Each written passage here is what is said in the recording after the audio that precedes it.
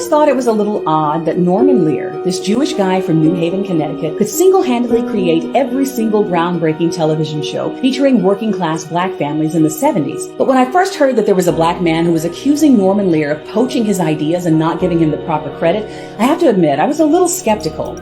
I had to argue with Norman Lear for 3 years to show a complete black family on television. Eric Monte, who suffered with drug addiction, homelessness, and eventually lost everything he had, says Norman Lear stole his ideas for shows like Good Times, The Jeffersons, Sanford & Son, and claimed them as his own, cheating Monte out of creator credits and millions of dollars. A husband on the show. They wanted to do it without a husband.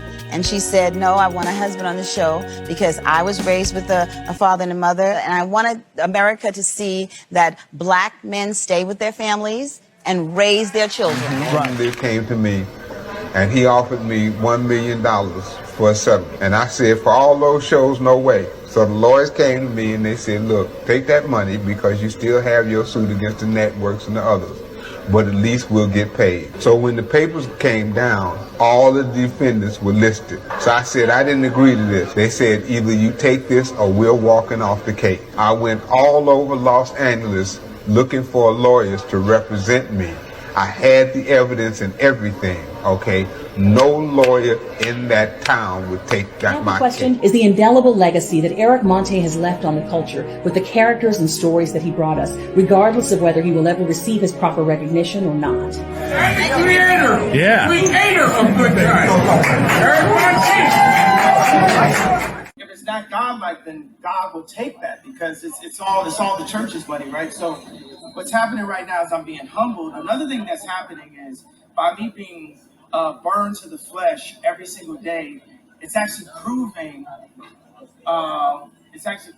what I had to say. Just dehumanizing, demonizing, or stereotypical allegations about Jews as such, or the power of Jews as a collective, such as, especially, but not exclusively, this sounds like a mythical Bible. What was that? All right, so it says, think about it, that sounds like the type of wording that's in the contracts, right? Yeah. Okay, it says, such as, especially, but not exclusively, the myth about a world Jewish conspiracy or of Jews controlling the media, economy, government, or other societal institutions. But isn't that what you said? That Jews run everything? Yeah, but that actually is considered to be anti-Semitic.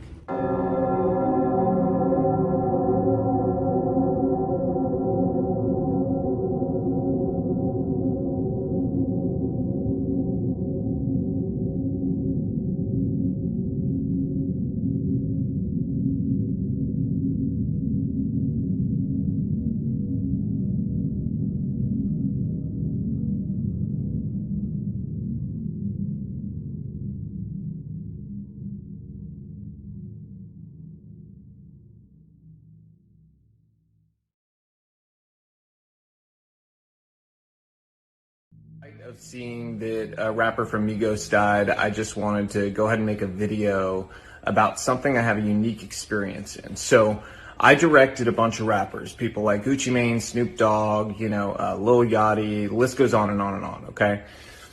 I learned a lot of things, and I have left the industry largely over my political beliefs, but there is something I want to impart to people to hopefully, make some sort of change happen. So I have a challenge to rappers, and I know some of you still follow me. I know a bunch of the celebrity blogs still follow me from trying to get news from music videos and things like that. So here's the truth. The truth is this: a bunch of young black male rappers keep dying. You know who's not dying? Record executives. The record executives that push for them to continue to make songs and create a culture that is obsessed with death, drugs, and sex. Period. The industry's obsessed with it, but those record executives, they're not dying because they don't push this culture on their own people, but they're encouraging you to push it on yours, and they're paying you handsomely to do it. The reality is, I know a lot of you. A lot of you are good people. You're family guys. You're not the image that you put out there to the world. Why? Why don't you be the example? Stand up. I challenge you. Be the example. Make music about the culture you want to see. Don't just get online today and talk about how, whenever a rapper makes it, His own people take him down. Don't just make those videos. Don't be sad. Don't rest in peace. None of that stuff. Be the change you want to see. Inspire it in your community. Reach out to other rappers and say, we have to stop. We're being used.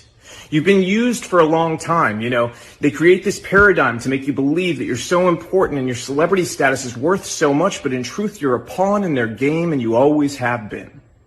The government has wanted to hold down communities of people in different ways through different methods for a very long time.